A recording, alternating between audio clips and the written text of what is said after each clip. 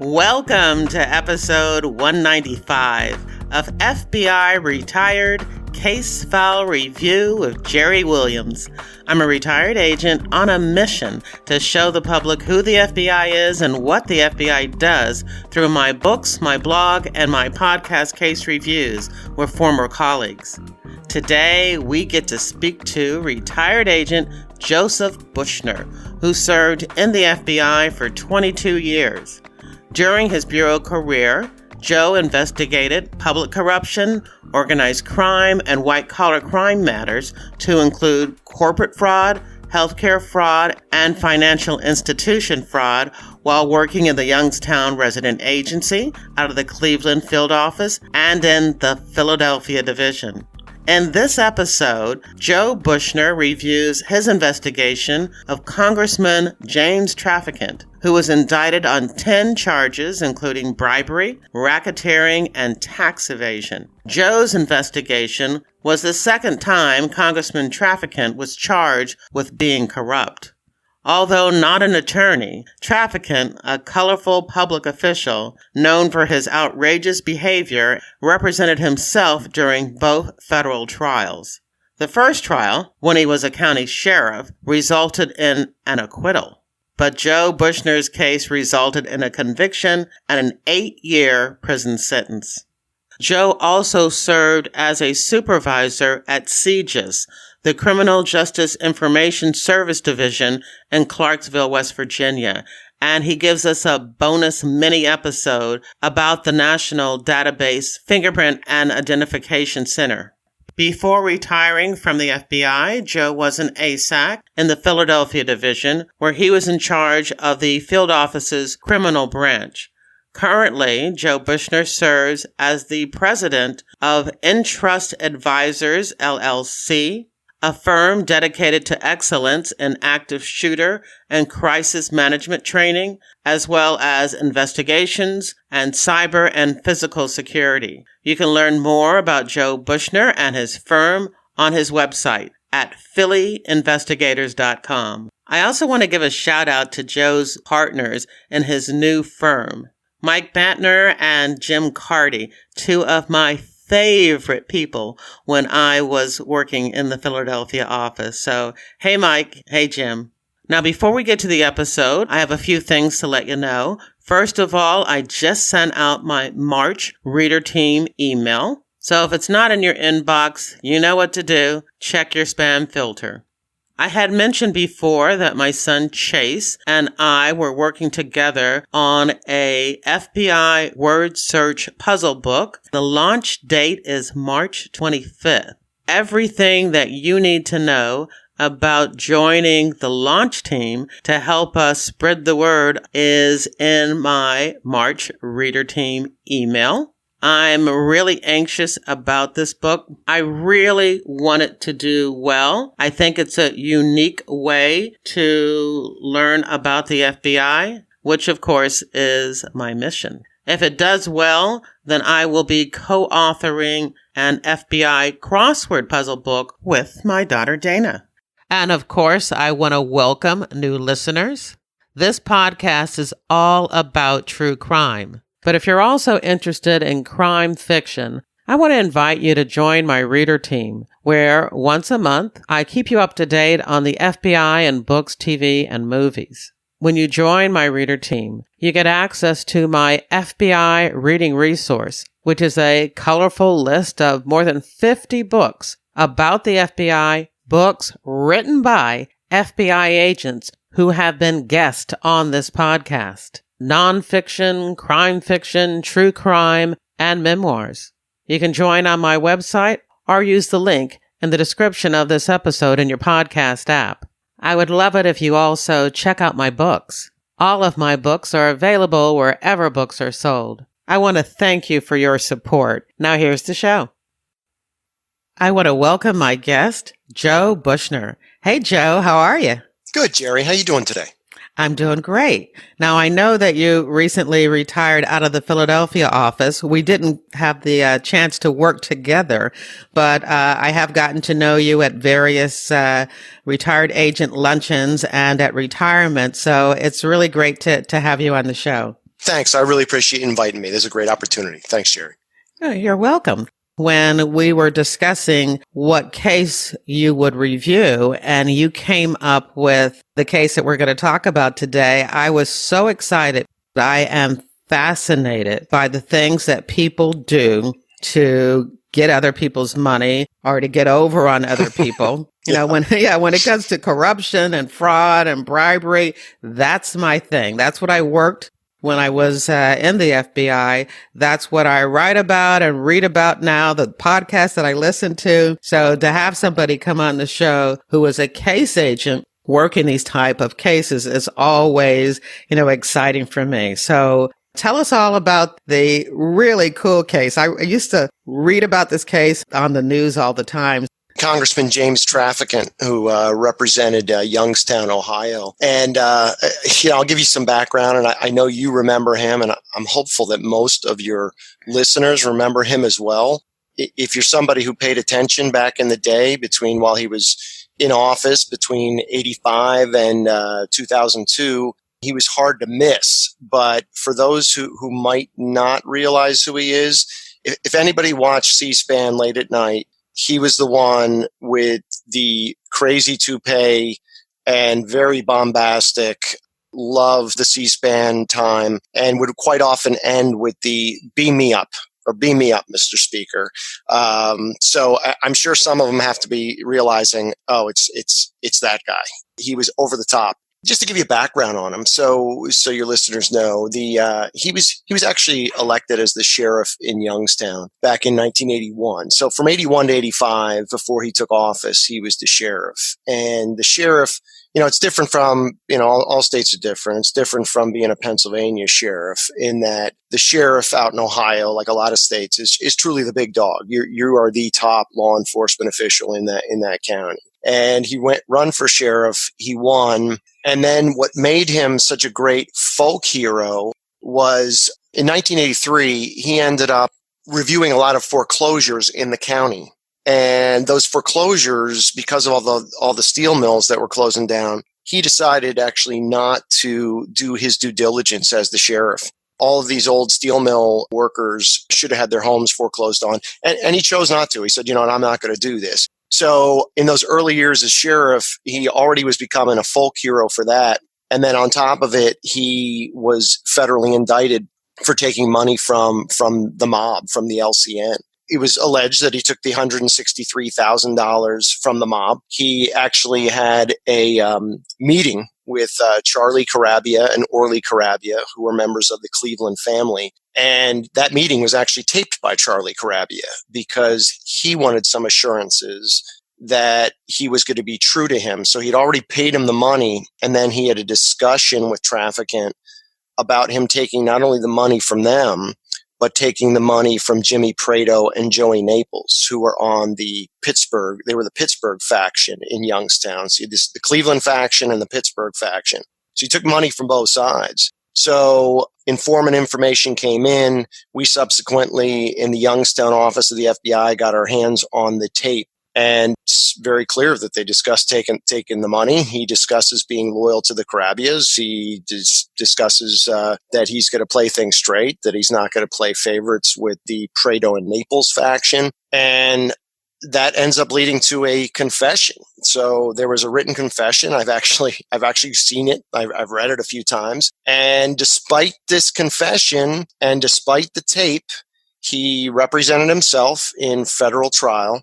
You got to step back on that one. Sure. He represented himself. So as the sheriff, he wasn't able to find legal representation? Well, it's funny you say that. For him, he represented himself then, and he represented himself again in the case that I'm about to talk about. It really fits his MO, Jerry. That's just how he rolled. He was a very confident bully, essentially, and he was most comfortable when he was in charge. He certainly had ghost attorneys that were working behind the scenes to help him out, but it fit who he was to represent himself. He was going to take on the government as the little man who the big government's picking on, and I'm going to show you. And he's actually the first American to have ever gone against the government in a RICO case, represented himself, and actually won.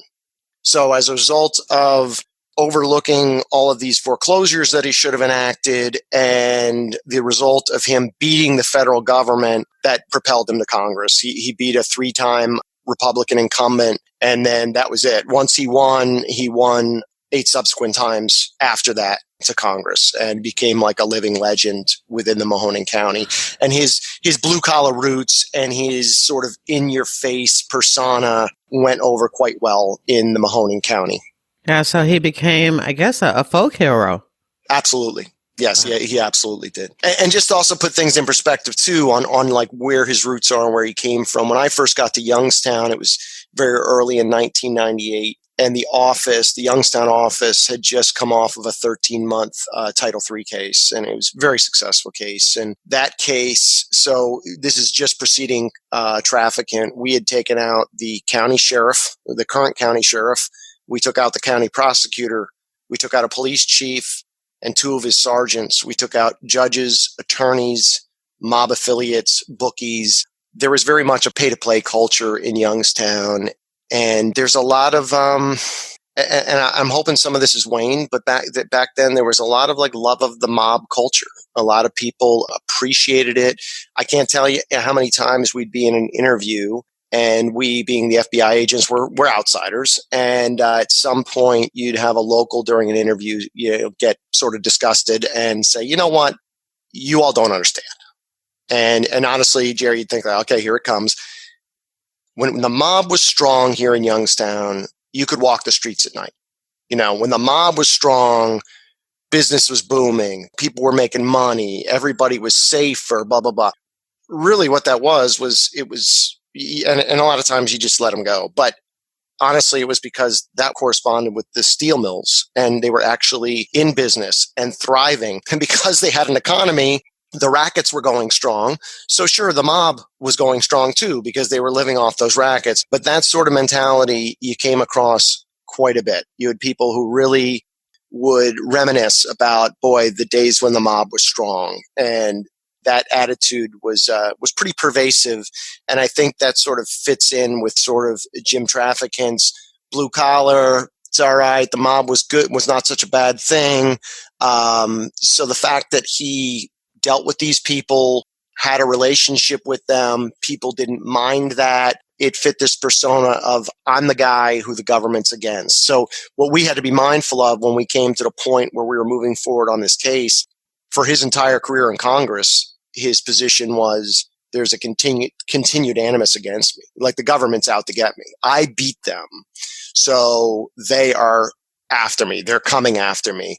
So we were very much aware of that. And we had to realize that anything we did was going to be thrown back at us as, of course, you're the big bad federal government and you're coming after me because I beat you in a RICO trial. And this is part of the payback. Now, I would take it that the success that you had just before you opened the case on him, is that where you got the allegations that you ran with from when you had the successful corruption case with the sheriff and the prosecutor and all of those other people that you mentioned? Did you develop something on him from that case?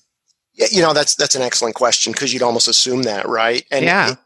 And Traficant's name would certainly swirl. Like, his name would come up in various different ways, different sort of things, but nothing that we were opening a case on, no. What actually led to it, and this was important, this is one of the things I testified to when we actually got to the point where we were at trial, is that there was a separate, totally unrelated investigation against the Bucci brothers. And the Bucci brothers were asphalt contractors in the Youngstown, Ohio area. It was Anthony and Robert Bob Bucci. And that was a federal case. So one of the assistant U.S. attorneys, Steve Sozio, who was part of the strike force, it was a great strike force. He was not one of the AUSAs on our case here, but they were sitting down with Tony Bucci, and Tony Bucci was the one who basically said, hey, let me tell you some things about James Traficant. So because of Anthony Bucci cooperating in his federal case, that led us to what ended up becoming the first count of the 10-count indictment. And what that was essentially was, so you had these asphalt contractors, and what you're going to see is a pattern. Either contractors or people would know right up front that Traficant had no expectation, there was no expectation that he was ever going to pay you. So some of the contractors knew, okay, yeah, pretty clearly they weren't going to get paid. In the case of the Bucci's, they actually did $13,000 worth of asphalt work at Traficant's farm. So Traficant lived in Poland, Ohio, and down in Greenford, Ohio, which was south of Poland, a little bit of a drive, he had a nice farm.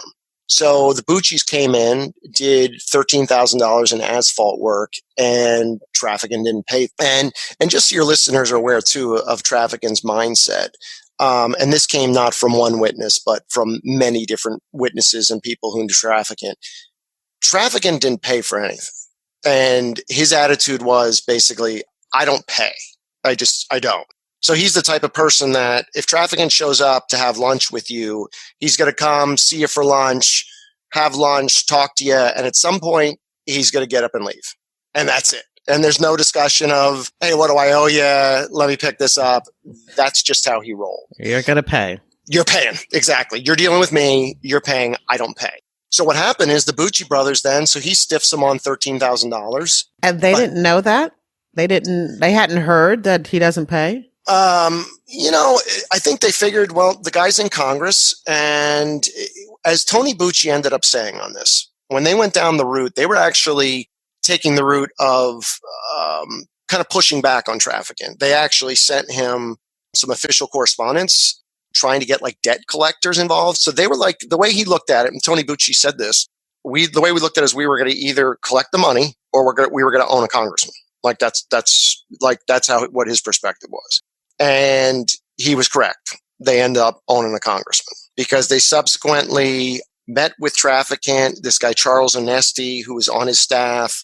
They met with the Bucci's, and basically Traficant, they convinced him, hey, you can just let this $13,000 debt go, and there's things I can do for you. And really, out of all the quid pro quo, out of all the bribery charges and stuff, Traficant did do the most for the Bucci's. There's no doubt. So Anthony Bucci ended up getting 6 months in prison. Traficant reached out to the Bureau of Prisons to intervene. He wanted him to get moved from a facility down in North Carolina back up to a BOP facility closer to the Youngstown area, which happened. Because of the charges, a felony against Anthony and a serious misdemeanor against Robert Bucci, the U.S. Department of Transportation and ODOT, the Ohio Department of Transportation, were both looking at debarring them for a period for several years so that they wouldn't be able to bid on contracts and whatnot because it was direct related to their work that they were doing as asphalt contractors. Could you step back a little bit? Sure. So they were investigated and convicted of something unrelated to what they were doing with Traficant, the bribery. That's right. That was another case. Yes. And part of their cooperation is when Anthony came forward and said, well, let me tell you some things about James Traficant. Okay. So Traficant intervened with the Bureau of Prisons. He actually reached out to the U.S. Department of Transportation, begging them not to debar the Bucci's, that it would really, hurt business in the Youngstown area. Initially, he threw out an official correspondence that it would hurt 150 workers. That number ended up to going up to 250 in subsequent correspondence. That was lies. That wasn't the case. He actually reached out to the Secretary of Transportation, which was Pena at the time, asking him to weigh in and don't let him get disbarred. He actually told the Ohio Department of Transportation director, hey, in correspondence, you need to meet with the Bucci's. He actually threatened the ODOT inspector, who was kind of tough on the Bucci's because the Bucci's cut corners. And this inspector used to give them a hard time. Big thing that we used to joke about, and it's part of, I think, the Youngstown way, and this is just an aside, but, when we had also the county engineer was somebody who we also prosecuted in Youngstown, and I'm sure some of the people listening who are from Pennsylvania probably are shaking their head going like, maybe that's something with Pennsylvania, but our area of Youngstown, like every time we hit a pothole, the roads were terrible. And we used to laugh because these asphalt contractors, like the Bucci's, they cut corners by not putting the proper mix of the ingredients in there and not laying enough on the road. So inspectors would come out and be like, you're not laying to the specifics of the job. You're not putting down the 2 or 3 inches or whatever, and you don't have the sort of mix that's proper. So anyway, that was one of the things that brought the ire upon them. And he ended up, when he comes back to the area, he goes to this private community corrections association, one of these private facilities. There was a disciplinary issue. Traficant intervened on that. He intervened with a dispute that the Bucci's had with another paving company. So he did a lot. There was a lot that he did for the Bucci's to try to help them out as a result of this $13,000. And he also, just so you know, it wasn't just the $13,000. He actually met with them and gave them a list of things he wanted done at the farm. So they didn't just waive the $13,000. They would actually go out to his farm and perform different labor jobs on his farm, which a lot of contractors did. And of course, he didn't pay. And he didn't pay on any of those. No. A similar contractor, and this was another count, was a guy named Dave Sugar. And Dave Sugar had it was called Honey Creek Construction. What happened with Dave Sugar is he had a son who got involved in a DUI in another county. So he reaches out for Traficant, knowing that Traficant, is a powerful guy and maybe he could somehow help out his son. Dave Sugar and the son and Traficant, they end up going to his farm.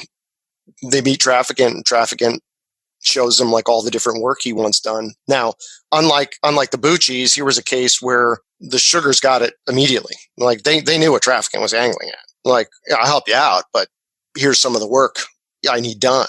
So they took out trees, they dug some drainage ditches, they kind of put in like a little roadway on the farm. So they did a lot, and as a result, he submitted a DUI letter. Traficant did on behalf of the son, and he actually had a staffer contact the halfway house on behalf of the son. So that sort of started the relationship.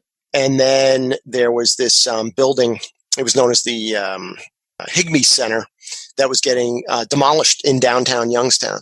And Traficant reached out and tried to get the Honey Creek construction to be considered for the demolition project. I mean, so much so that he had this Youngstown Community Improvement Corporation. So here you've got a depressed area like Youngstown, Ohio, and an area that's trying to rebound and is struggling to rebound. And Traficant threatens to cut their funding off if they don't consider Honey Creek for the demolition job.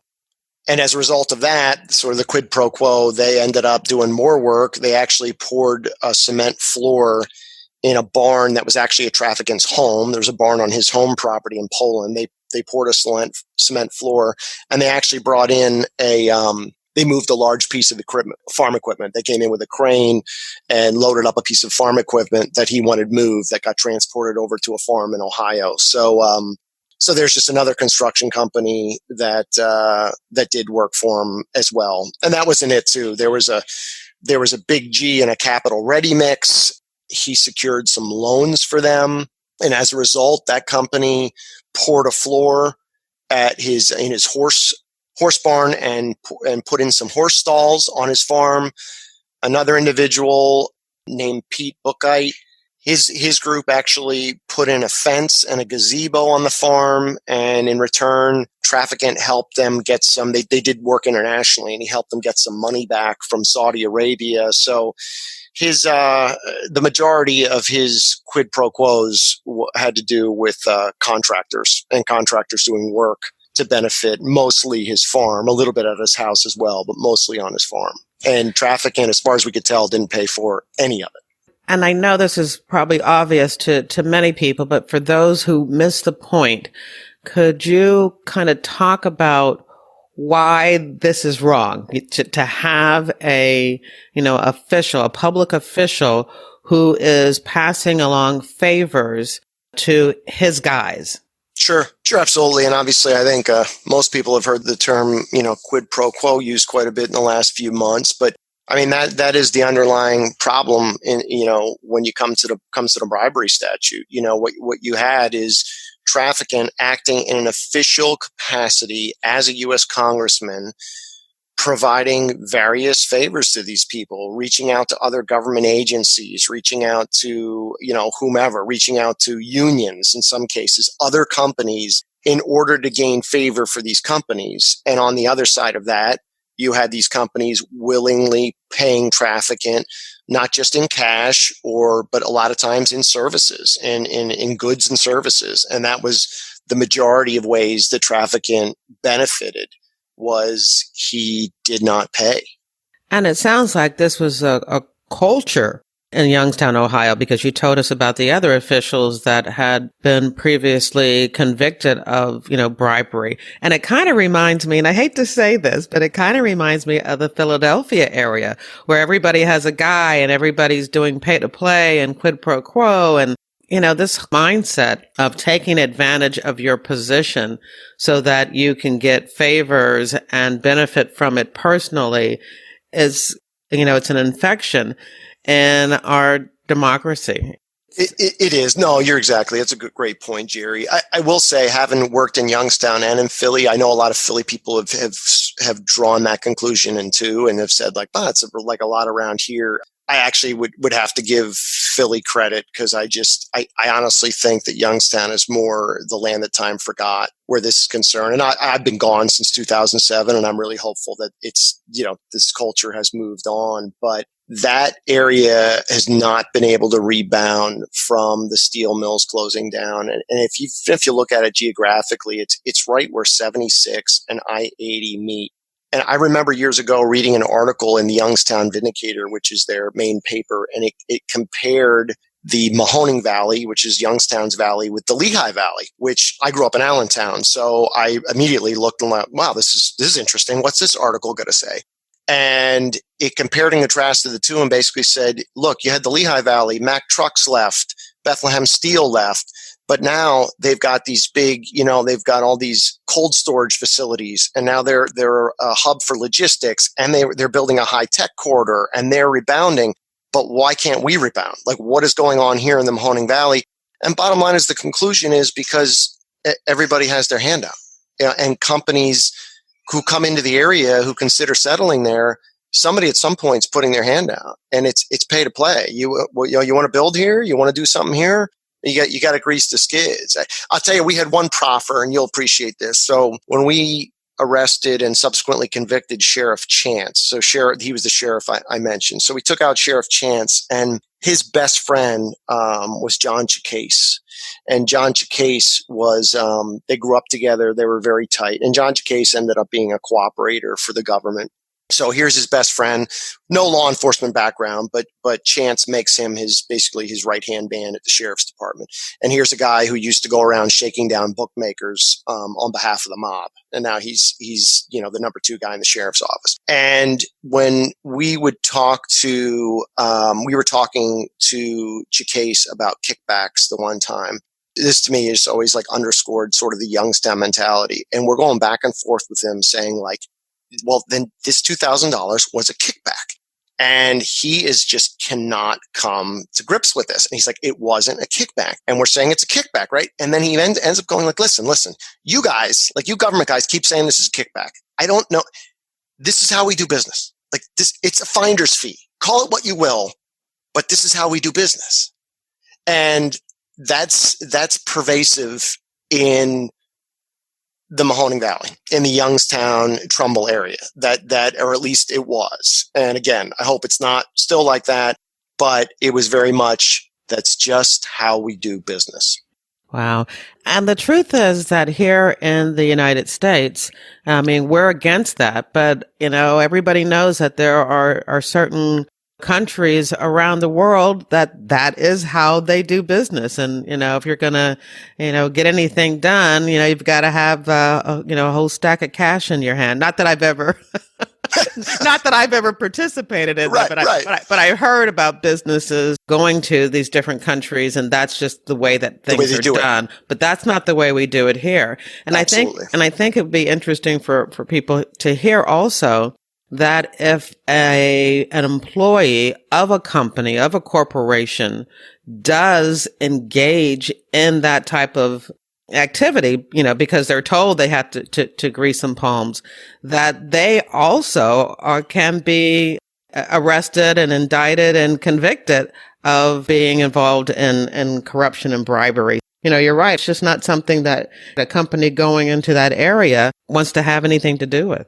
Absolutely. No, that's right. And both sides of that equation are culpable, and could be charged. You're absolutely right. So I'll tell you about a couple more counts that are interesting. One, it doesn't deal with the contractor, but it's kind of more of what I had already touched upon. And then one is even more fascinating, and it's very different than the rest of it. So John J. Cafaro, that's a huge name in the Youngstown area. He's a big businessman in that area. And he had several businesses, and one of the business he had was this U.S. Aerospace Group, and he also had this smaller Cafaro laser. So basically, Traficant, what he was going to do for them was he was going to support. They were developing a laser technology that would be used to help aircraft on their final approaches to landing. So basically, it was something that was being marketed as like, hey, this laser technology would make landing aircraft safer at airports. So great. Okay, fine. So he's going to promote that. He promoted it with some government agencies.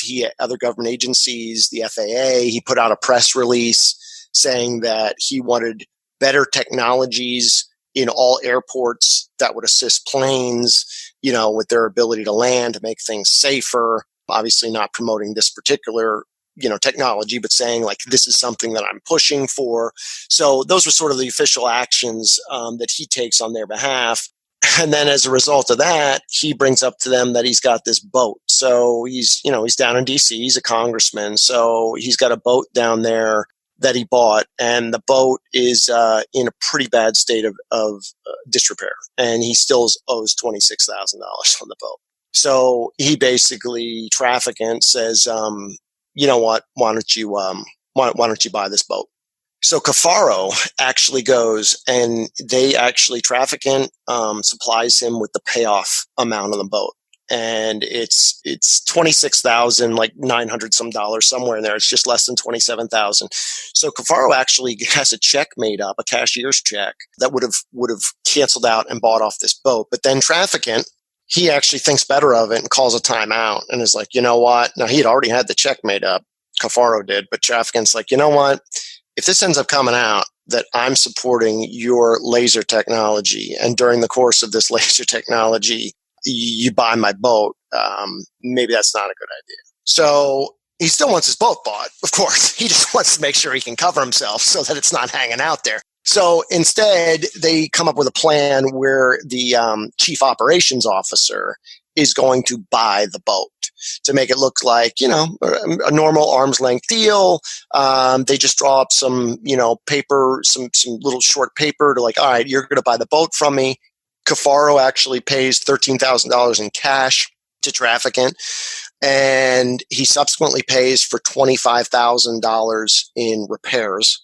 On top of that, I mentioned about never paying for meals. They met at a certain restaurant in DC it was over two dozen occasions where they would meet and have dinner and talk about the boat, talk about whatever, talk about the aircraft or whatever. Traficant never bought any of those meals. That was always on Cafaro's dime. So Cafaro ended up cooperating, and we went and got all the receipts for that. He actually, if that weren't enough, if buying the boat weren't enough and buying all those meals weren't enough, I think kind of the coup de grace is Traficant at some point reaches out to him and says, you know what, you happen to have a generator and a welder? I could use a generator and a welder. So they dropped off a generator and a welder for him. So it's just another gift that was given to Traficant for his official actions on their behalf. Yeah, so that was the Cafaro count. And this count, you're probably going to think this was very unique. An attorney was leaving who had been a long time member of Congressman's staff, and he was bringing on this younger attorney in the Youngstown area. His name was Alan Sinclair. And Sinclair, he actually, Traficant's office in Boardman, Ohio, this 11 Overhill address, was actually owned by Sinclair. And so he was renting out the office. So Sinclair was benefiting off of that. And then Traficant, upon the suggestion of this other staffer, he was going to hire Sinclair. But Traficant's thinking was, I'm renting this place from you, and I'm going to hire you as an attorney on my staff, which is going to help you. Ultimately, it's going to help you with your business. It's going to help you with your name recognition in the Valley. Like, you're going to benefit from this, and you're already benefiting. So as a result of that, you're going to get paid. But Traficant explains to Sinclair, what I want you to do, though, is you get paid, go get your paycheck, and then you're going to give $2,500 of your paycheck back to me every month. What? Yes. I don't think I've ever heard of that before. I mean, that is so blatant. It's crazy, right? Oh, my God. So this went on for 13 months. So he would get the $2,500 and he'd put it in an envelope, and he would slide it under a Traficant's door in the congressional office, and he'd leave it for him. So we bring in Sinclair to talk to him, and at first he was a good guy. Came in with a friend of his to talk to us. He was a little nerved up, which I can imagine, and he's pretty forthcoming for the most part. Pretty, I remember thinking he's a pretty stand-up guy. And then we held off to the end, asking him, what are you kicking back to Traficant? And he just got quiet and basically said, like, I don't want to have any part of this getting Traficant thing. Like, I don't want to have any part of this, blah, blah. So I'm like, okay. And my partner in this interview, and he was the lead case agent, Rich Denholm. He was great. I had a great team on this. It was Rich Denholm and Mike Bakunis and John Stoll, and a couple other guys too in the office. Herb Fitzgerald, Dean Hassman. Like, we really had a terrific team of agents. I mean, and as you can imagine, a case of this size, almost pretty much everybody in the Youngstown office was helping out. But anyway, so great team. So Rich Denholm basically says to him, all right, like, just so you know, you're probably going to be getting a subpoena here in the next few days, and that's fine. You're just going to have to go tell everything you just told us to the grand jury. He leaves, and then subsequent to that, within the next few days, now he comes in, he's forthright. He tells us about the money he's gotten back. Traficant ends up talking to Sinclair and basically coaching him, and basically because he told him, he's like, hey, I might have to go up to the grand jury. So Traficant tells him, this is what you tell them. Obviously you're not telling the truth.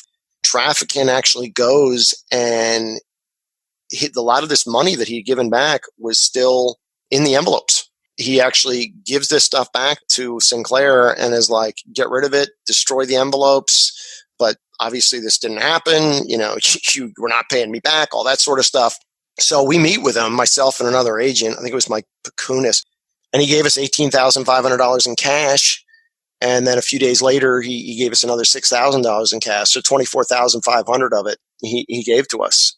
So we took the cash and envelopes, which it's funny, they were starting to be destroyed, but then they stopped. So they were a little bit burnt, a little bit wet, gave them back to us. And then we speculated internally. We're like, well, what are the chances these could possibly have Traficant's fingerprints on them? And we even thought, like, you know how it is. Getting fingerprints off of cash is one thing, and then these envelopes. And we thought maybe there's a chance. We should at least send them down there. We hate if it's going to come back and say there's no fingerprints, but let's roll the dice, because if Traficant's fingerprints are on any of these, that would be really good. So we sent it down to the lab. It subsequently comes back, and no, it's negative. So the money comes back, as you can imagine, and because of all the dyes and everything, the money's a mess. Comes back.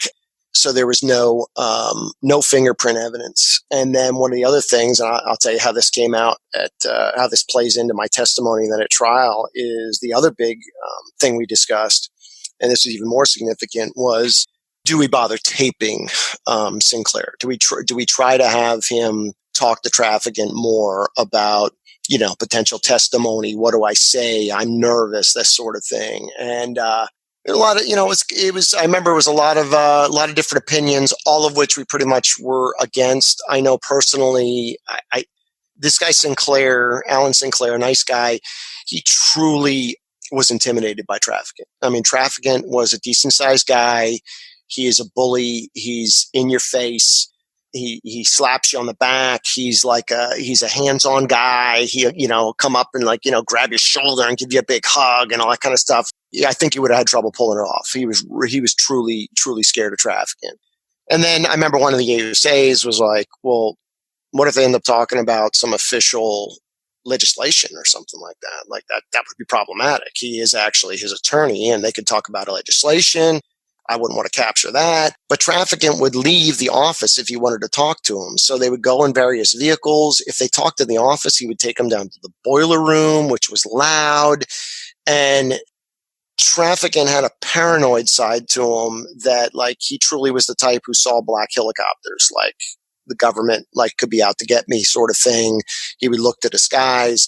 They'd be driving along and Sinclair would be in the middle of a sentence and Traficant would just reach over and put his hand over his mouth. So there's a lot of antics and sort of craziness like that. A lot of hand gestures in conversations, a lot of cryptic talk that we're you know what? We're not going to go this route. That's the route we took. We decided not to go that way. We didn't actually do any sort of potential to tape him. He was very prone to saying things that he knew. It's almost he thought he was being taped all the time because he would say things that were purposely would work to his advantage. Let me ask you a question that I should have asked when we were talking about the mob case and the mob tapes back in 1983. Yeah. You were saying that one of the mobsters had actually recorded him. Yeah. Did you ever get copies of those recordings? Oh, absolutely. We listened to it. Absolutely. And so those were those used in court? Yes, they were. So they were used in court during the trial where he was acquitted.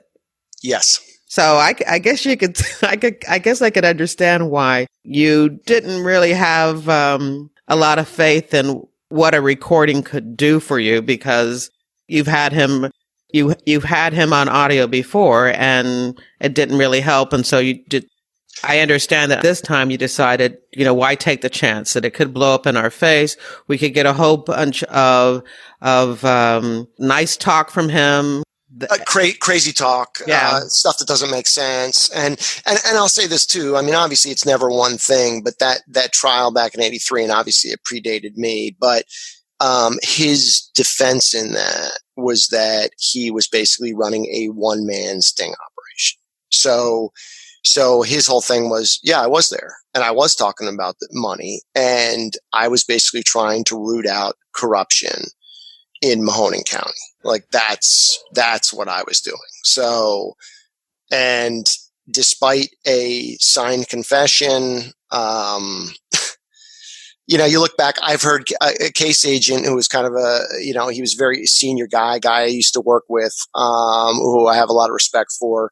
He used to kind of talk about that case and, like any case, there was things that went in that case that, between a judge who, Judge Leslie Wells, who did our trial, really did a great job of handling Traficant as a as a pro se attorney, covering, having somebody, he gave him the latitude that I think he needed to give him, but she was also tough enough whether to rein him in. I think that first time around, this judge Ann Aldridge probably didn't really help the situation back then. And there were some other situations that probably played into Traficant's advantage. So it's not just one thing.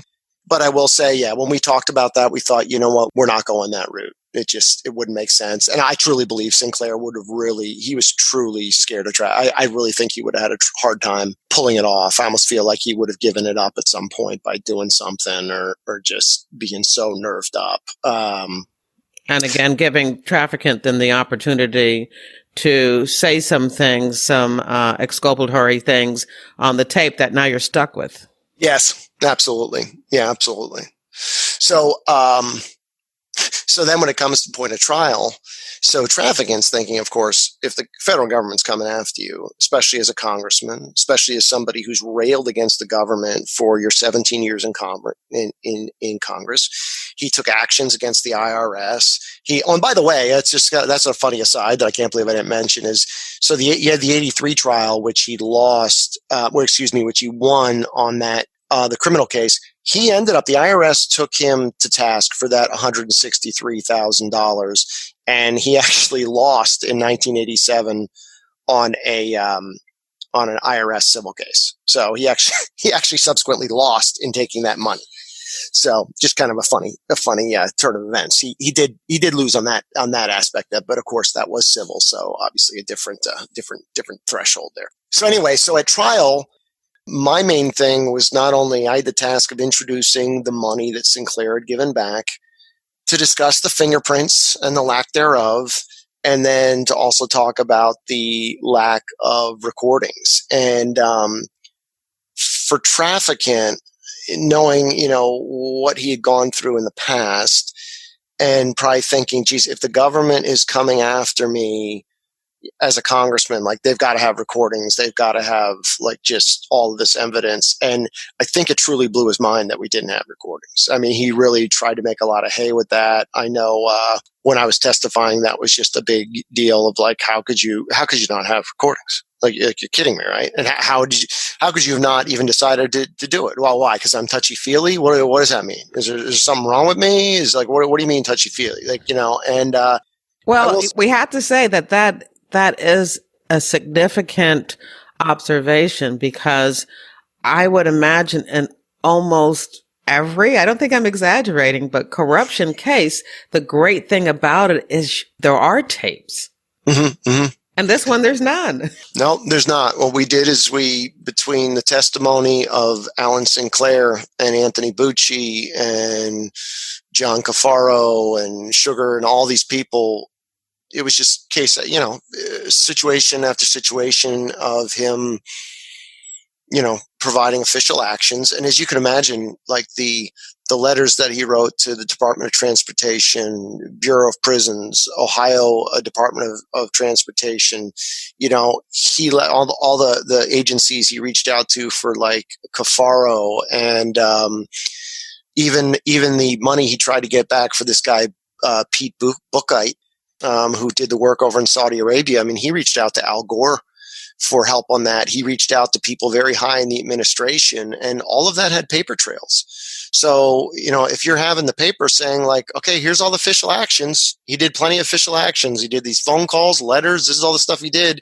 And now on the backside of that, you're having the person who received the benefits saying, yeah, I gave him this money and that money. And really, to be honest with you, the evidence was overwhelming. You didn't need the tapes.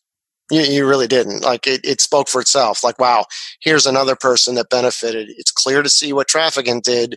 And now the person's saying, yeah, I paid him 13 in cash. And then we had the bank records to back it up. We had the restaurant receipts from DC. We had everything. We were able to say, yeah, look, these counts are solid. So yeah, no, you're right. A lot of times you have the calls, but we didn't go that route. And, I think, obviously you look back and you think, I think tactically we made the right call.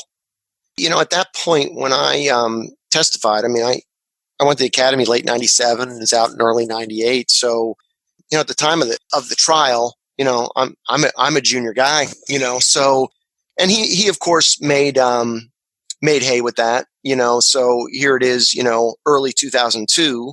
I've been in the office since early 1998. So he's like, you're a junior agent, that sort of thing.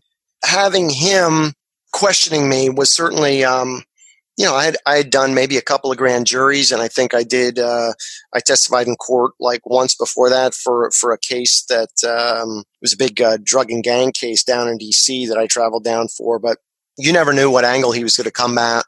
You never knew where his questions were going to come from. I mean, he even asked me at one point, what do you know about me?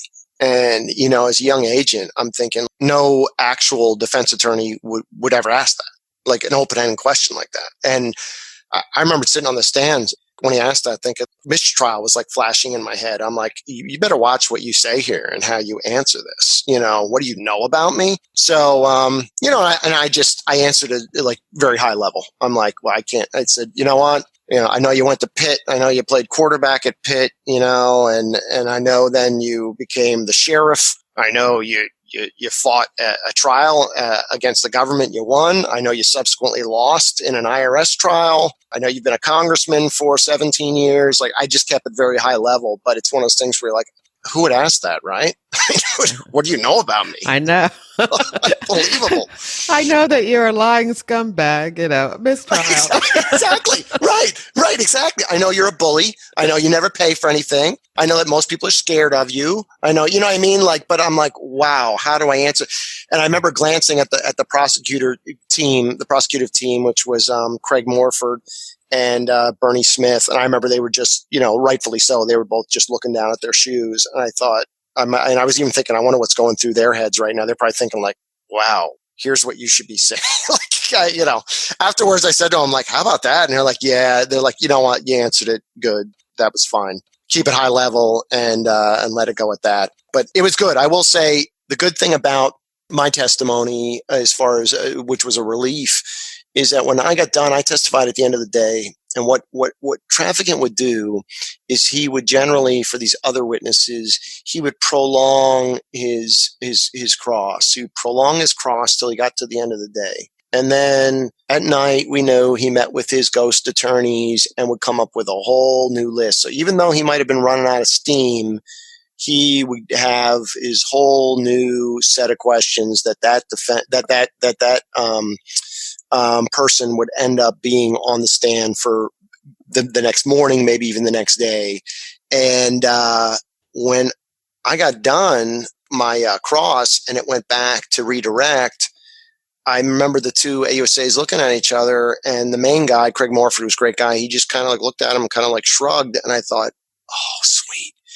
And he got up and said, no further questions, Your Honor. And Traficant jumped up and said, whoa, hey, wait a minute, Your Honor. Whoa, I'm not done. I'm not done. I'm going to have more questions for him or whatever. And the judge was like, no, like, you had your opportunity. And so because they chose not to do a redirect, it was great. And that was it. So I always felt like I kind of dodged a bullet on that, because I was totally planning on being on the stand for like most of the next day, because that was his MO. So anyway, that was pretty early on in the trial. We went through, it was a 2-month trial. And in the end, he was found guilty. He went to prison. He was in prison for a total of 7 years, from 2002 up to 2009. And then he got out in 2009, went back to Youngstown, was actually going to run for Congress again. I actually think he did. I think he did try to run for Congress again, ran against Tim Ryan, who's had that seat since Traficant left. Tim Ryan was actually a former staffer of Traficant's at one point. He was going to do a radio talk show thing. He did that for a little while, for a few months. And he ended up in 2014, he ended up rolling a tractor on that same farm. And because of the injuries he sustained from rolling the tractor, he succumbed to those injuries. And that's how he passed.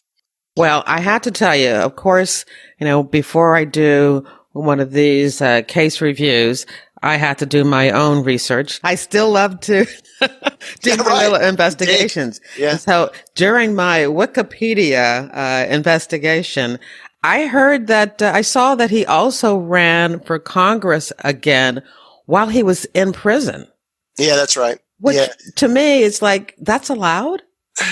Yeah, apparently it is. Yes. And the scary thing is, in both cases, like when he ran that first time when he was in prison, and he ran as a third-party candidate, because obviously the Democratic Party was done with him at that point. And if you recall, at the end of his time in Congress was a turbulent time for him, because what he started actually voting more with the Republicans who controlled the House, and he voted for Hastert when Hastert ran for speakership. So he voted with the Republicans, and as a result of that, the Democrats said, you know what? We're not giving you any committee seats. And then the Republicans didn't give him any either. So here was a guy who had been in Congress at that point, like 16 years, and was the first like congressman with that sort of tenure. And I think even junior congressman, he might be the only congressman who like nobody gave him a committee spot. He had 0 committees at that point. So he was kind of a man on an island at that point. When he ran, though, despite the conviction, he received over 15% of the vote. He got 15 or 16% of the vote when he ran against Ryan as a third-party candidate. And then when he got out and ran, it was almost the same thing. Like one time was 15%, one time it was 16%. So, and vice versa, which is pretty outstanding. Pretty astonishing that you go, wow, like, how are you? It just shows there's kind of this little following of him that will always be there. We've had people, when we would interview people, particularly people who knew Traficant back in the day, particularly people who were the blue-collar people who lived through his sheriff days and his not moving on the foreclosures. We would have times when a woman or a guy, I can still picture this one lady, she was elderly, and her going, you know what, Jimmy's a good boy. You should leave Jimmy alone. Jimmy's a good boy. And you'd leave and be like, oh, okay. There's some people who are always going to think, yeah, Jim was a good guy. Jim was one of us. He was blue collar like us, and he stuck it to the man, and he told it like it is. And that's why he was acquitted that first trial. Yeah, well, I think it had a lot to do with it, and it certainly propelled him for the rest of his career. No doubt about it.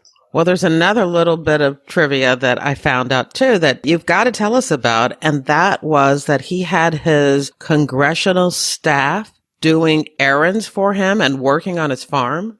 Oh yeah, you're right, and that was part of the underlying RICO. 3 different staffers spent a lot of time on the farm. Of the 3 staffers, the one guy in particular, I think we could show that there was at least 150 occasions where he went to the farm to do work and manual work, baling hay, using the chainsaw to clear out the tree line, cleaning up the pole barn, you name it. Yeah, crazy, right? One staffer seemed like most of, a good portion of his time was spent down working at the farm. Mm-hmm. I just can't imagine it, because I'm sure these are staffers who, went to college and they got their suit and they're going to go to Washington. They're going to be in politics, and they're baling hay on the congressman's farm. Were those people more willing to testify and cooperate, or did they still have allegiance to him and do it, under duress? I'd say everybody who worked for him on his staff either was one of 2 things. Either they had an allegiance to him because they truly thought well of him, or they at least had a fear of him. It was generally one or the other. There was very few in those situations who would be in any way quick to give him up, because they just either they did appreciate him, thought they owed his job to him, didn't mind that. Now, some of, I think, the Youngstown congressional staff would probably not exactly like the sort of staff you're thinking of. I think you did have certainly a blue collar element there, that they were probably honestly more comfortable in the farm setting than probably working in the office. All right. So this is the local staff, not necessarily the staff that was with him in Washington. Yeah, no, exactly. Now, one of his Washington staffers did do some things on the boat, because the boat was down in the DC area there. So one of his staffers did do a few things on the boat. But no, the local ones who did stuff on the farm were all local Youngstown hires who were helping him there. This guy is so colorful that I don't think people could understand. So I'm going to put links to some of the YouTube videos that I've seen, right in the show notes for this episode, because when you listen to him and you think this is a congressman. Yes. Yeah. And it makes you shake your head, right? Yeah. It really does. People voted for him. They put him in office and kept him in office. 17 full years in Congress until they threw him out. Wow. Yeah. Oh, wow. It is crazy. Yeah. Fascinating case and a really weird and fascinating end, for him to die, for a tractor accident. Yes. Right. On his farm, which was the heart of the whole matter. Right. Yeah. Yeah. Yeah. I'm sure if that didn't happen, he'd probably be in Congress, back in Congress today. Who knows? You're right. He'd still be out there doing something. Like even when he came out and started doing the radio show, that was something that when he went off to prison, we in the office used to speculate that, just because he was so larger than life and still beloved by a certain element. And because he was, a lot of people like him, just sort of a lightning rod, but also like say crazy things, do crazy things. Like we thought he's going to come out and be like a radio host, because people will turn him on even if they're not friends, just to be like, oh my gosh, what's Jimmy got to say today? And so he got out and did that. That was so humorous in that most of us in the office speculated that would be just like the sort of spot for him, because just his larger than life personality, the way he talked, the things he said, there was certainly a humorous side to the antics. And we used to say, like, when he gets out, he's probably going to be like a radio show, because he'll have people who are just loyal to him, who will love to tune in. And then there'll be people who tune in just because they'll be like, this guy's something else. Yeah, not necessarily supporting him, but just using it as, can you believe entertainment? That? Yeah. Yes. Right. Exactly. Wow. Right. Well, why don't you tell us a little bit about, when you came into the FBI and why you came into the FBI? Youngstown, Ohio is actually a resident agency, an RA out of the Cleveland division? That's right, out of Cleveland. Mm-hmm. And that was your first office? It was, yes. So why did you join the FBI? What made you interested? I was lucky in that I left the Marine Corps, and when I was on recruiting duty, so I was just going over 6 years in the Marine Corps, and I was looking for my next thing. I loved the Marine Corps, but my third year on recruiting duty, I started looking into the FBI. A couple of my buddies who were out on recruiting duty in the Midwest with me were looking at it too, and a couple of them have come in as well. I was always somebody who was big on service and serving the country, and I didn't want that to go away, but I was ready for a change. And the FBI, let's face it, I think most people agree that there's a cool mystique there. And you're like, I bet you that is just a really fun job. I bet you that's a cool job and a fun job and a challenging job. And I've found that it is. And I will say, when I've talked to, going out and talk to high schools or groups or whatever, I mean, that's one of the main things I tell them is that, I think everybody loves to have like a great variety in their job. And you look at the challenges of the Bureau. And, as you know, Jerry, if you end up getting assigned to work counterterrorism and you'd rather work violent crimes, or you're working counterintelligence and you'd rather work white collar, like whatever the case may be, any agent who works hard ends up working the violations they want. And then you throw out on top of that all the cool collateral duties you can have. I did SWAT and firearms and tactical instructor, but like the evidence response team is so awesome. A bomb tech, you could be behavioral analysis. Like there's just so many great opportunities in the Bureau. No day is the same. So I will say I have absolutely no regrets. I'm so glad that I pursued it and went that way, and just the great relationships. And as you know, being a part of something that's so much bigger than you are, being part of something that really has meaning and that in its root has service. And I will say I got to give props to my last couple of years. I had the criminal branch. Yeah, we need to make sure people know that you were the assistant special agent in charge of the Philadelphia division. That's right. Thank you. Yeah, and I had the administrative branch for a year, and then for a year and a half, I had the criminal branch. And I just have to say, I was never just more impressed with just the dedication. I always was, but the last year and a half, the branch was so good that just between the Violent Crimes Against Children squad and the two drug and gang squads and the organized crime squad and the reactive squad and the RAs, I had three of the resident agencies. Just, I never had to ask for people twice. And usually it didn't even get to me to have to ask for people. The supervisors were such a great core of supervisors, and they were always pushing on things. It was never a matter of, we need more people to come out tonight. We need more people to do this. Like, talk about people just so willing to answer the bell and get the job done. Just so impressive for me. I told my supervisors at the end, I said, I'm glad to feel that you were, that I was appreciated, but I really appreciated them, because I felt like they brought things to me where they absolutely needed me to get engaged. But for the most part, they just took care of business. They did a great job. just a great branch. And I do feel that the criminal branch in Philly, like pretty much every guy and gal who's on the criminal branch wants to be on that branch. There's not one person there who is not there or who is looking to go elsewhere or work into something else. They are working hard and getting the job done. So just big props to them. What a great crew of professionals in the Philadelphia division. You don't have to tell me that. I spent 26 years in the FBI, 24 were in Philadelphia. And I know that is you great. I have nothing but good things to say about that office. I'm still very close to, many of the people that worked in that office who are still working in Philadelphia. But we have to admit that probably there's a really good chance that all the other 55 offices, there's 56 altogether, but so the other 55 offices of the FBI have great people working in them too. Oh, amen. Amen. Absolutely. And I know my time. Maybe. That's funny.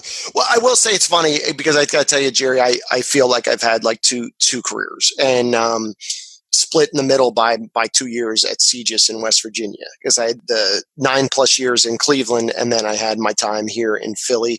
My time here in Philly was all as a supervisor. For the most part, I had a year as an agent, but the rest was all as a supervisor. And as you can imagine, that was great and challenging, and I loved it. But also when I was in Youngstown doing this case, doing mob cases, I certainly look back on those days with that SWAT team, and that was a lot of fun. And there were great people out there. You're right. I love the Cleveland people. I love the Philly people. The Bureau just has great professionals. All right. And so that I don't have to wait to get the email, you have to tell everybody what CJIS is in West Virginia.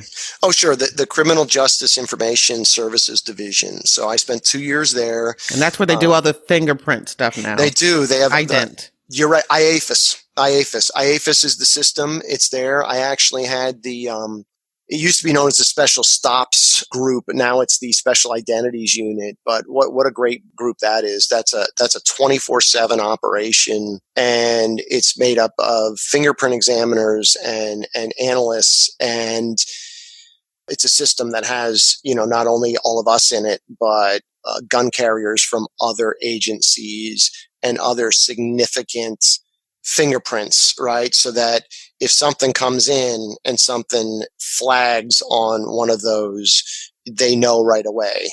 They can take action on that and maybe call up an office and say, hey, so-and-so has just been ran, so that we know about it. It's a great system, great people who work there. When I left, and I don't know, I'm sure the numbers are about the same, there's about 2,500 people at CJIS, and they've done some building since I've left, so there might be more. And then there was, on top of that was 2,500, I think, Bureau, and then there was about another 300 contractors on top of that. So it is quite a big facility there. They also have the NICS floor, which is the National Instant, the gun background check people. So all of that is done there as well. NCIC is there. So there's a lot of really key programs that are being run out of CJIS. A lot of great people out there, and a lot of great IT folks. A lot of our infrastructure as far as servers and whatnot are there. It's really it's a great group of people. Oh, fantastic. So we got a little bonus. We got a little bonus educational information there on CJIS. All right. So when you retired very recently. I did, the end of December. The end of December, I just left. Okay. So have you got that big Bureau post FBI job yet?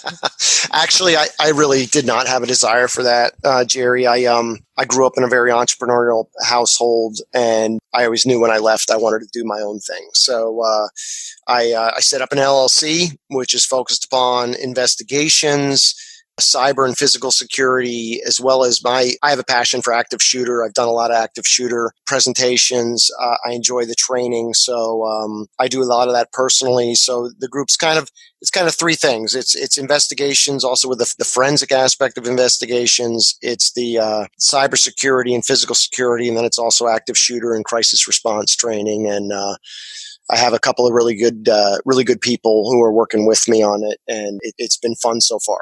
Well, I do want to tell you that I would love to have you back to talk about active shooter. because we've had people on before and they've talked about what you need to do when an active shooter comes into your space, to make yourself safe. But you concentrate a lot of what you're doing on prevention. Is that correct? No, that's right. I mean, I found that I just recently talked to a group of supermarkets, ShopRites over in South Jersey, and they were great. And they actually have a good program, and they do yearly training. They have drills in place, and they're quite familiar with run, hide, fight, and what you need to do and the steps you need to take. And I think a lot of people have heard that, and it's good. Don't get me wrong, that sort of information needs to be out there. But when you start talking to people about the concerning behaviors and the pre-attack indicators, that to me is the stuff. When I start talking to people about that, that's the stuff that people are like, that's stuff I need to know. The people, when it comes to the stressors that these people are under that ended up being active shooters, the Bureau did such a great job, Behavioral Analysis Unit, going back and looking at active shooters, and they really focused in on 53 of them and tried to learn everything about them. And they found that on average, they had 4.8 stressors in their lives. There's so many misconceptions out there that people like, oh, well, it's a mental health thing. Well, I guess it's tied into guns. I guess these people, unfortunately, are on a downhill spiral. 77% of them take over a week to plan. Many of them take longer than that to plan. There's generally some sort of leakage, whether it's intentional or non-intentional, that these people are putting out there that they're showing, especially if they're in the 17 and under group. The vast majority of them show some sort of indicator to somebody that they're going down in this bad direction. The adults, it's just in the majority that show. So, there's a lot of things that people need to understand, that like there's things going on in these people's lives. And my message to these groups when I talk to them is that if you're a manager or even if you're a coworker, we can't sit back and adopt this, wow, this whole situation stinks. How did we get here? Well, we need to fight it by being proactive managers. You need to know what's going on in that person's life. You need to be talking to them daily to figure it out. You can't go, well, that guy over there, he's a little weird, or I really don't like him. So you know what? I'm not going to deal with him. Like that's not acceptable. Like we can't go that route. This is fascinating. So can I get a commitment from you that you're going to come back and we're going to do another case review talking about what people should be looking for? It's such an important topic. Yeah, absolutely. I'm fascinated, absolutely. But we don't have time. No, I'm with you, Jared. No, I would definitely come back for that. People need to hear this. Okay, absolutely. Good. We'll make arrangements for you to come back again. That sounds great. Yeah, I would appreciate that. That'd be great, Jerry. Okay, so we're at the point where I like to give my guest the last word. It's your choice. What would you like to say? Yeah, I guess my last word is just along the lines of what I was just saying about active shooter is just we're all called to do more than just ourselves. And I think the Bureau is an organization about that. And I think if we're going to make everything better, then we all need to really put ourselves second and try to be humble in our daily lives and really try to do what we can to impact others and make a difference. We need to get back to our values. We need to get back to service and really taking the high road and looking out for what we can do. It kind of goes back to John Kennedy's thing, right? Ask not what your country can do for you, but ask what you can do for your country. We've got a lot of entitled people out there and a lot of people who are saying what's in it for me. And that's just, we can't have that anymore. We have to get back to the American values, working hard and putting yourself second, putting your family first, putting your friends first, putting your community first. So that's my final word, Jerry. And that's the end of the interview. At jerrywilliams.com, you'll find a photo of Joe Bushner. There are newspaper articles about Congressman James Traficant, including a hilarious video featuring some of his most colorful and outrageous sayings. I hope you enjoyed the interview and that you'll share it with your friends, family, and associates. If they're not sure how to listen to a podcast, have them read the post on my website, How to Listen to a Podcast. And subscribe to FBI Retired Case File Review on Apple Podcasts, Google Podcasts, Spotify, or your favorite podcast app. I would love it if you also check out my books. My nonfiction, FBI Myths and Misconceptions, a manual for armchair detectives, which goes through 20 cliches and misconceptions about the FBI in books, TV, and movies. And there's also my Philadelphia FBI Corruption Squad crime series. All of my books are available wherever books are sold. Please consider leaving a review. Reviews help readers find good books. Thank you for listening to the very end, and I hope you come back again for another episode of FBI Retired Case File Review with Jerry Williams. Thank you.